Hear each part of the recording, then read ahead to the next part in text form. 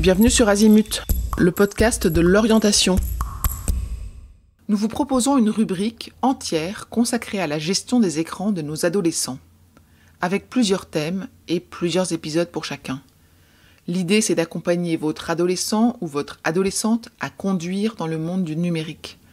Vous y trouverez une synthèse, des clés, des conseils, des idées pour continuer à rester connecté avec votre ado sur le thème des écrans.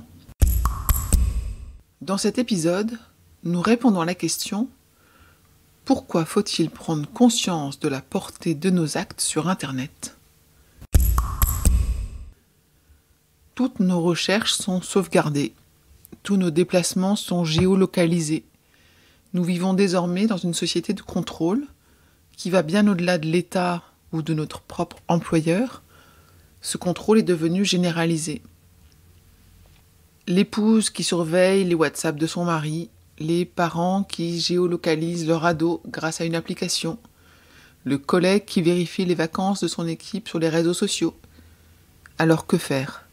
Faut-il se couper de tout objet numérique et par là même interdire à nos enfants toute vie numérique et ainsi revenir au monde d'avant ?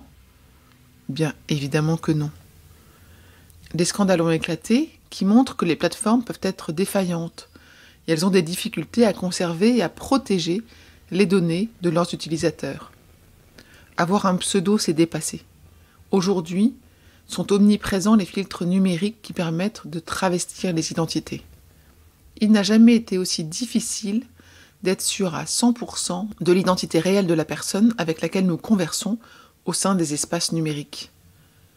Quelques rappels importants. Il est interdit de s'inscrire au service des réseaux sociaux avant 13 ans. En France, l'âge de la majorité numérique est de 15 ans. À partir de cet âge, votre ado devient responsable de ses données en ligne.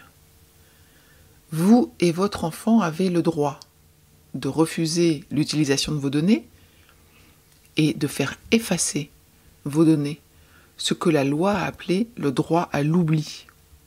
Éduquer les jeunes au numérique, c'est réfléchir à leur côté pour les aider à trouver le juste équilibre entre leur quête identitaire, qui doit respecter le consentement de chacun, et le droit à dire non et à la liberté de se protéger. Retrouvez d'autres épisodes sur la gestion des réseaux sociaux. Je vous retiens quelques instants de plus pour vous remercier de votre écoute fidèle.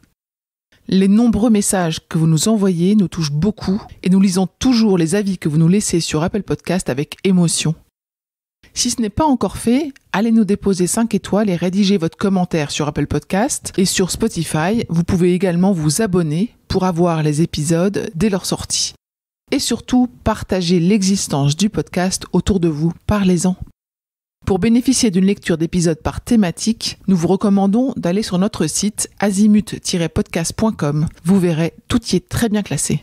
Je vous souhaite une bonne journée ou une bonne soirée et à bientôt sur Azimut.